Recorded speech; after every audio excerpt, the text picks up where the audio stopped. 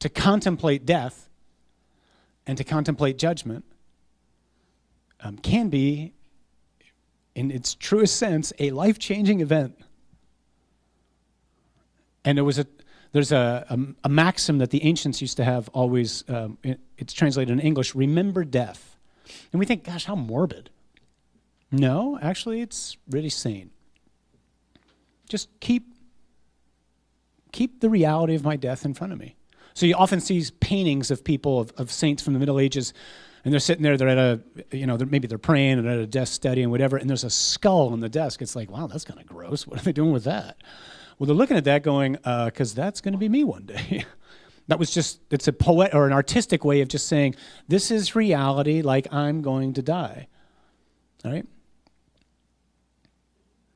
I carried my dad's ashes. I mean, those of you who've buried loved ones or whatnot, for all the people that I've buried over my life, it didn't hit me until I was holding my dad's urn in my hands. And I thought, I'm holding his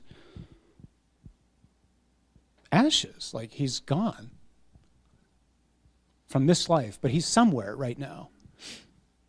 And because of how he lived his life, I had utmost confidence, like, you're either home or you're on your way. I don't know where, but I know you're on your way if you're not home. But this will be me. Like, someone's going to take a box of my ashes and put them in the ground one day.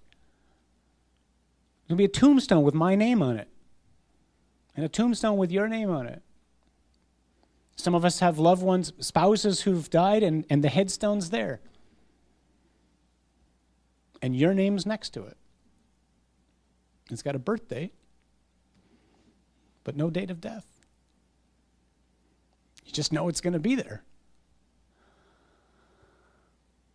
And so again, like, ours is a culture which we have like little familiarity with death. People get sick, off to a hospital, off to a hospice center, off to a nursing home. Some of us, but probably not most of us, have been in the presence of people when they're dying. That was always the norm. Like, everybody lived with that. Like, you died at home. There was nowhere else to die. You just constantly struck with the reality of, this will be me. But ours is a culture which, again, we just think that's kind of, it's demented, it's grotesque, it's macabre, it's too sober. I'm young, for crying out loud. I've buried people younger than you. Lots of people younger than you. So to think about it and to prepare for it, that's just intelligence. And that's why the Lord, in his goodness, speaks about it the way that he does. And that's why the church teaches about it in the way that she does.